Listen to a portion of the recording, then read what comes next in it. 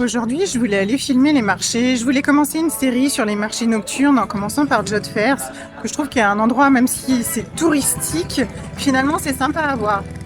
Le problème, c'est qu'on est lundi, c'est ouvert tous les jours, mais c'est pas forcément le meilleur moment pour aller voir les marchés, puisque le cœur de l'activité, là où ça bouge le plus, c'est le week-end. Changement de programme, du coup, j'ai décidé qu'on allait aller voir la Jim Thompson House. C'est une maison très très jolie, ancienne. Je l'ai déjà visitée.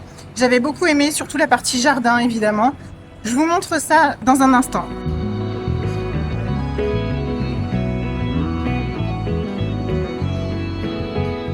Pour y aller, tu peux prendre le BTS comme d'habitude, Grab, tout le tralala habituel à Bangkok.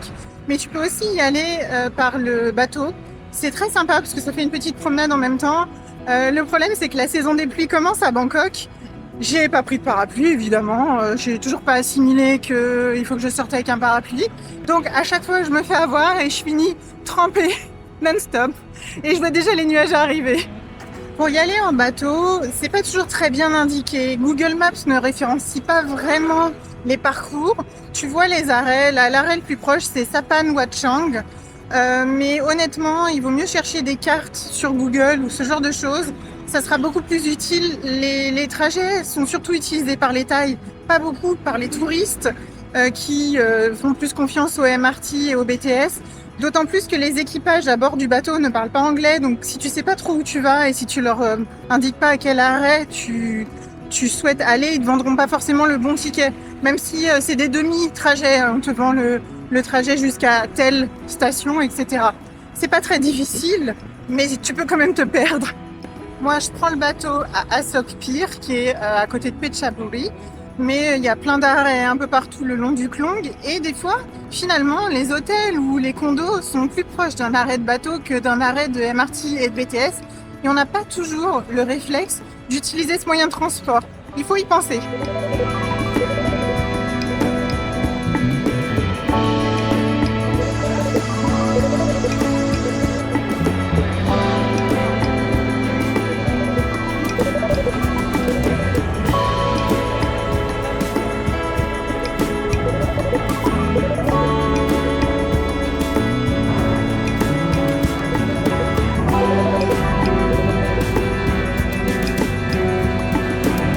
Quand on sort du bateau, on a une petite promenade le long du Klong pour rejoindre la Jim Thompson House. 5-10 minutes grand max. J'en profite pour vous en dire plus sur le personnage.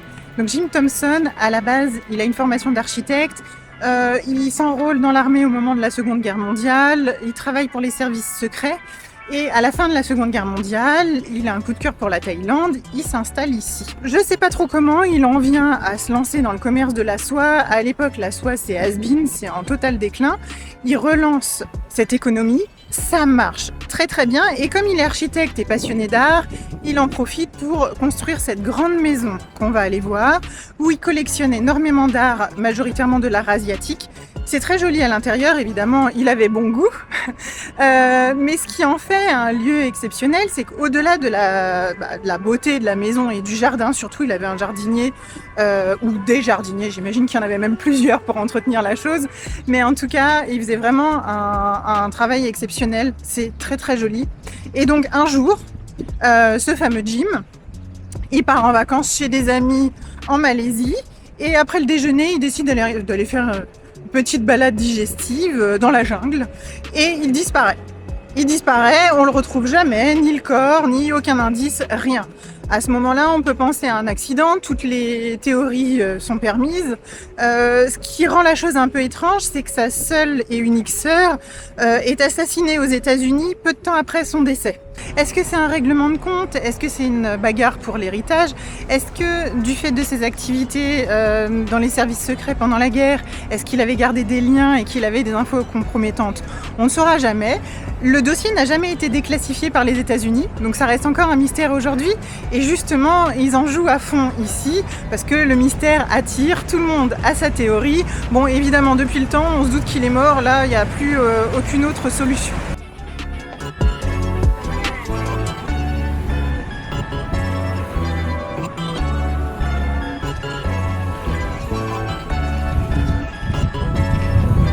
Par contre, j'aime toujours me promener au bord des Klong. Je trouve que c'est vraiment joli. Mais je vais pas mentir, ça sent régulièrement mauvais. Et alors, c'est que des théories bien sûr, mais ça sent pas vraiment l'eau croupie. Ça sent un peu l'eau de nettoyage sale. En fait, je pense qu'il y a des produits ménagers ou autres qui doivent être déversés dedans, je sais pas exactement, mais c'est toujours la même odeur, un peu on s'y habitue à force. Moi ça m'empêche pas de me balader à côté, et pourtant l'eau est pas croupie puisqu'il y a les bateaux qui passent et ça crée du mouvement, donc je pense vraiment que c'est une pollution plus qu'autre chose. Et là, tout de suite à droite, on arrive déjà sur la maison de Jim Thompson. Alors d'ailleurs, pour ceux qui veulent venir en BTS, il y a des navettes comme ça, gratuites, qui vont depuis la Jim Thompson House jusqu'au BTS. Mais bon, la promenade est un peu moins bucolique, je trouve. Juste à côté, il y a le centre d'art culturel Jim Thompson. Alors, s'il y en a qui l'ont visité et qui souhaitent me dire à quoi ça sert, j'y suis allée 2 fois. J'y ai trouvé 0 intérêt. Je n'ai pas compris l'objectif. Il n'y avait pas d'expo. Quand j'y suis allée, il y avait même une manifestation un peu bizarre. Voilà, donc peut-être que j'étais tombée au mauvais moment. Donc, après la visite, il y a des cafés à côté. Au sein de la Jim Thompson House, il y a 2 cafés et il y a aussi un très bon resto au rez-de-chaussée que j'ai testé la dernière fois que je suis venue, mais je n'allais pas y retourner.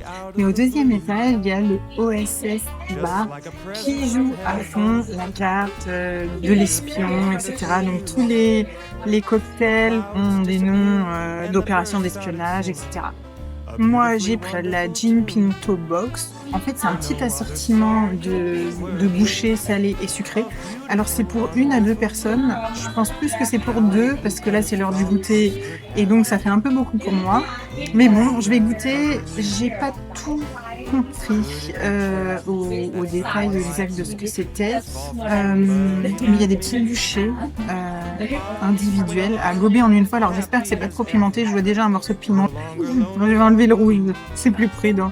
Une petite bouchée, elle m'a bien précisé de l'avaler en une fois. Voilà, donc comme ça, si j'aime pas, c'est dans la bouche, je suis obligée d'avaler. C'est bon, déjà, sucré salé. Il y a un goût de coco, il y a de l'ananas. J'arrive pas à savoir exactement ce qu'il y a dedans, parce qu'il y a des morceaux croustillants. Alors ensuite, il y a un petit sandwich. Super bon. C'est super bon. Et finalement, je vais peut-être tout finir à moi toute seule. En tout cas, l'accueil au café était parfait. Elles ont été super gentilles. On a une boisson rafraîchissante offerte. J'ai eu des chips aux champignons pour accompagner ça. La boîte bento est accompagnée d'un thé inclus. Bon, en même temps, c'est pas donné, c'est 950 bahts, donc voilà. Mais on va dire qu'au moins le package est bien complet. Le soleil revient, il y a 2 minutes il pleuvait comme pas possible, donc j'ai échappé à la pluie. Et je sais pas comment je vais faire sur le trajet retour, à mon avis, le retour de bâton va être terrible, la météo va se venger sur moi. Dans la maison de Jim Thompson, on peut prendre des photos partout, mais par contre on n'a pas le droit de filmer l'étage. Je sais pas trop pourquoi d'ailleurs, puisqu'on a le droit de filmer le rez-de-chaussée, mais bon, comme à l'étage il y a la chambre, je sais pas, peut-être qu'ils estiment que c'est trop intrusif. Il y a des beaux objets d'art, il y a aussi des choses insolites. Par exemple, il y avait un pot de chambre en forme de chat. Donc, il urinait dans le chat, dans cette pauvre bête en céramique. Et il y avait aussi une petite maison pour faire... c'était un jouet pour enfants pour faire jouer des souris vivantes. Enfin, les souris jouaient pas, les enfants jouaient avec les souris vivantes.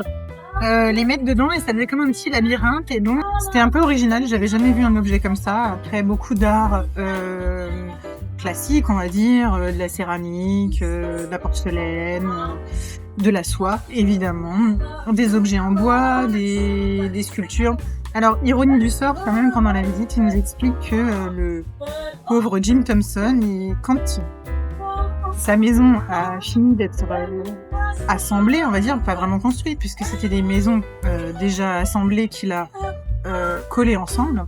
Pour inaugurer, enfin en tout cas pour emménager dans sa maison, il a fait appel à un astrologue qui a vérifié l'alignement des astres, les croyances diverses et variées, pour être sûr de tout bien faire dans la tradition bouddhiste et selon les croyances ésotériques.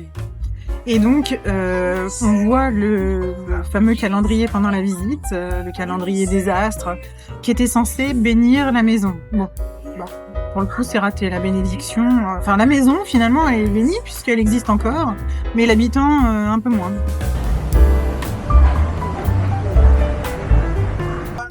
La serveuse, elle a vu que j'avais tout englouti.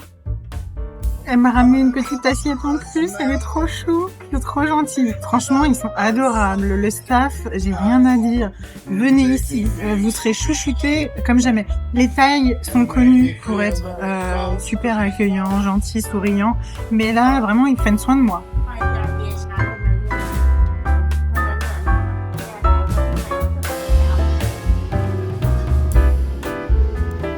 J'étais en train de savourer mes petits desserts et je regardais par la fenêtre, j'admirais les carpe koi et tout d'un coup, je vois qu'il y avait un moniteur lézard qui était en train de sortir du bassin des carpe koi.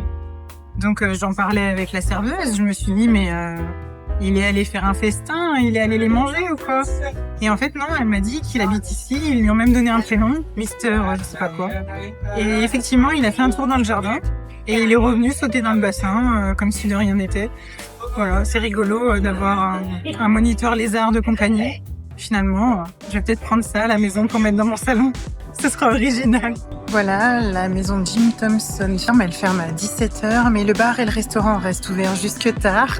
Moi, je repars complètement remplie de nourriture, complètement full. J'ai finalement payé 1100 bahts, donc pour le fameux bento, le Jim Pinto, 1100 bahts. Mais finalement, j'ai eu en plus 2 thés, un cocktail d'accueil, les chips aux champignons, 2 assiettes supplémentaires. Enfin, je sais même plus tout ce que j'ai eu. Donc, finalement, ça allait. J'en ai eu pour mon argent. Je me dirige vers le pier pour reprendre mon bateau dans l'autre sens. Et voilà, c'est tout pour aujourd'hui. Si jamais vous voulez prolonger la promenade, sachez qu'il y a MBK Center juste à côté. Donc voilà, une petite séance shopping. Moi personnellement, ça ne me tente pas, donc je passe mon tour. Et puis pour info, question pratique, l'entrée à la Jim Thompson House, c'est 250 bahts par personne.